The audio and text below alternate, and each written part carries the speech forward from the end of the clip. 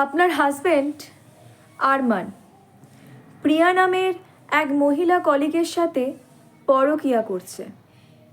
বিষয়টা কি আপনার জানা আছে? অনেক দিন পর মেসেঞ্জারে ঢুকতেই ইমরান আহমেদ নামক একটা আইডি থেকে আসা এই মেসেজটি দেখলাম। হঠাৎই যেন এক কালবৈশাখী ঝড় মুহূর্তেই আমাকে লণ্ডভণ্ড করে দিয়ে গেল। এমনিতেই 2 সন্তান, স্বামী, সংসার আর সেই সাথে স্কুলের চাকরি সামলাতে গিয়ে আমি রীতিমতো হিমশিম খাই। সামাজিক যোগাযোগ মাধ্যমে আমি মোটেও অ্যাক্টিভ না। আজ স্কুল থেকে মাত্রই বাচ্চাদের নিয়ে বাসায় ফিরেছি। ভাবলাম একটু মেসেঞ্জারটা চেক করি, কিন্তু এরকম একটা মেসেজ যে অনেক দিন ধরে আমার জন্য অপেক্ষা করে বসে আছে তা আমার কল্পনার বাইরে। ঘটনার আকস্মিকতায় হতভম্ব হয়ে আমি সাথে সাথে বিছানায় শুয়ে পড়লাম। মেসেজটার কী উত্তর দেব না এসব চিন্তা করতে করতে ফিরতি উত্তর পাঠালাম, আপনি কে বলছেন? যদি পুরো বিষয়টা গোপন রাখার নিশ্চয়তা দেন তাহলেই আমার পরিচয় দিতে রাজি আছি। বিদ্যুৎ গতিতে অপর প্রান্ত থেকে মেসেজের উত্তর পেলাম, যেন আমার মেসেজের উত্তর দেওয়ার জন্যই বসে আছে। আমার মাথা এখন রীতিমতন ভন ভন করছে। বেশ কিছুদিন ধরেই আমি আরমানের মধ্যে অনেক পরিবর্তন লক্ষ্য করেছি। সংসারে ওর মনোযোগ নেই। ব্যাংকের কাজের অজুহাতে প্রায় দিনই দেরি করে বাসায় আসে। তবে সবচাইতে বড় কথা হলো ও আমার প্রতি ইদানিং আগ্রহ হারিয়ে ফেলেছে। এ বিষয়টা আমি খুব ভালোভাবেই টের পাচ্ছি। অথচ আমাদের বিয়ের 9 বছর হতে চলল। তার আগের 3 বছরের প্রেম প্রায় 1 যুগের চেনা। এই মানুষটা এখন প্রায়ই আমার কাছে আসে না। রাতে আমি অনেকবার তাকে বোঝানোর চেষ্টা করলেও ও এই বিষয়গুলো এড়িয়ে যায়। দিন দিন আরমান কেমন পাল্টে যাচ্ছে, কিন্তু তারপরেও অচেনা আইডি থেকে পাঠানো এই মেসেজটাকে বিশ্বাস করতে পারলাম না ঠিক। হয়তো আমাকে ডিস্টার্ব করার জন্যই কেউ এমন মেসেজ পাঠিয়েছে। আবার এমনও হতে পারে লোকটা আরমানের কোনো শত্রু, ওর ক্ষতি করতে চাই বলেই এই মেসেজ দেওয়া।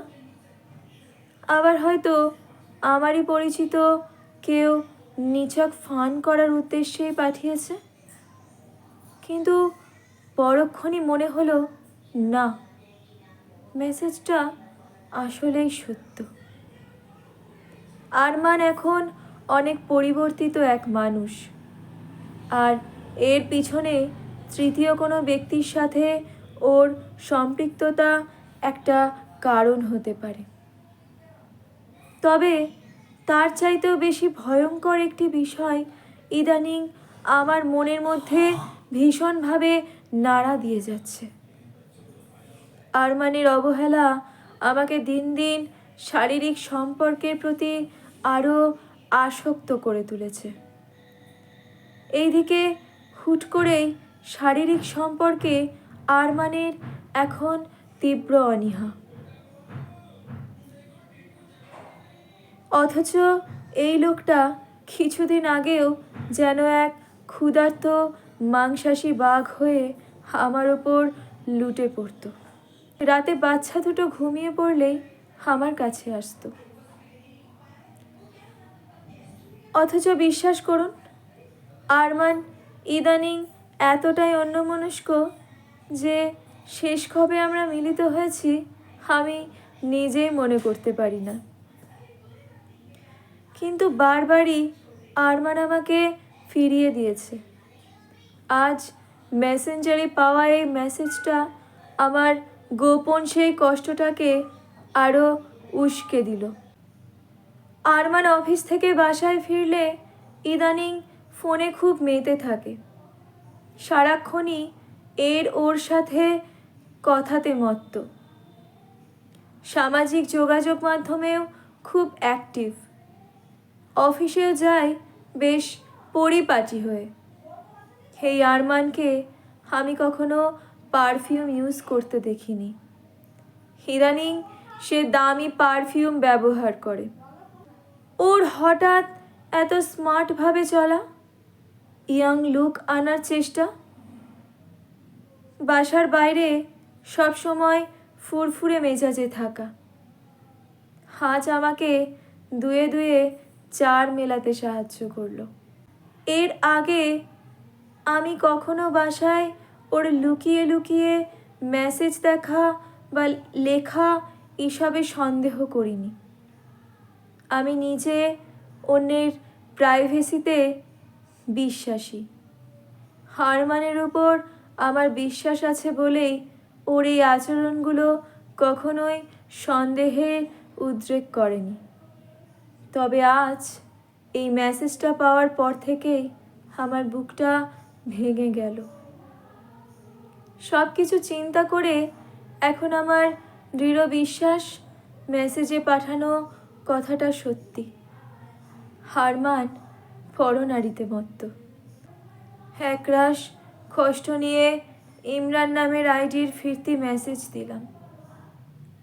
আপনার পরিচয় অবশ্যই গোপন থাকবে, এ ব্যাপারে নিশ্চিত থাকবেন। এবার দয়া করে বলবেন কি আপনি কে? ভাবি, আমি সিয়াম। আরমান ভাইয়ের সাথে চাকরি করি আমি। আমরা একই ব্রাঞ্চে আছি। আমার প্রেমিকা প্রিয়াও কিন্তু আমাদের ব্রাঞ্চে। প্রিয়া আমি আবার ঢাকা ইউনিভার্সিটিতে একই সাথে ছিলাম। ক্লোজ বান্ধবী বলতে পারে। আরমান ভাই আর প্রিয়ার সম্পর্কের বিষয়টা শুরুতে আমি গুরুত্ব না দিলেও বেশ কিছুদিন এটা সীমার বাইরে চলে গেছে। আমার মনে হয় বিষয়টা আপনার জানা উচিত। তাই তো শুভাকাঙ্ক্ষী হিসেবেই আপনাকে কথাগুলো জানানোর চেষ্টা। কিছুতেই অন্যভাবে নেবেন না ভাবি। আরমানের কথাগুলো মনোযোগ দিয়ে শুনি, আর আমার চোখ দিয়ে নিঃশব্দে জল ঝরে যাচ্ছে। আরমানকে অন্ধবিশ্বাস করার পরিণতি যে এরকম হবে এটা আমি কখনো ভাবিনি। আপনাকে অনেক অনেক ধন্যবাদ ইমরান ভাই। দয়া করে বলবেন কি ওদের সম্পর্কটা কতদূর পর্যন্ত গিয়েছে? ধরা গলায় করা আমার লেখা এই প্রশ্নটা সম্ভবত আরমানকেও ছুঁয়ে গেল। ইমরানের লেখা পরবর্তী কথাগুলো আমি কিছুতেই মেনে নিতে পারলাম না।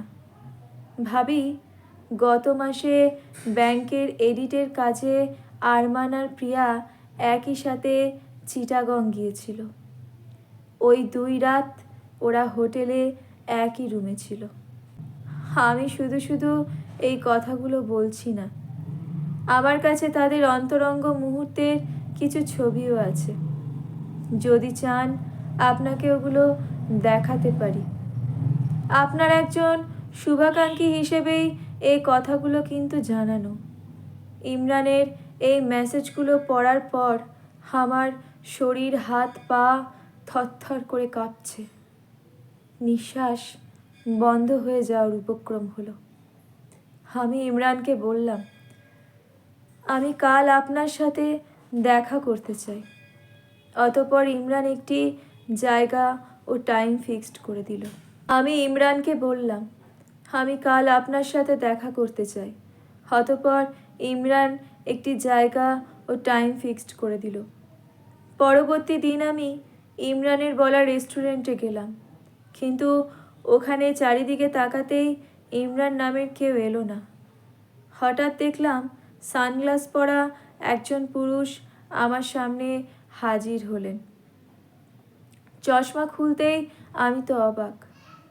ওনাকে আমি আমার হাজবেন্ডের বসের ছেলের বার্থডে পার্টিতে দেখেছিলাম। লোকটা আমার দিকে বারবার চোখ তুলে তাকিয়েছিলেন। ইনি তো সেই ব্যক্তি। ইমরান আমার সামনে এসে বসে বলল, ভাবি সাব, আমি ইমরান, আপনার হাজবেন্ড আরমান ভাইয়ের কলিগ। কিছুক্ষণ পর ওয়েটার কিছু খাবার নিয়ে আসলো, কিন্তু এইদিকে ইমরান এক ফাঁকে আরমান ও প্রিয়ার অন্তরঙ্গ ছবি আমার হাতে দিতেই আমার পায়ের নিচের মাটি সরে গেল।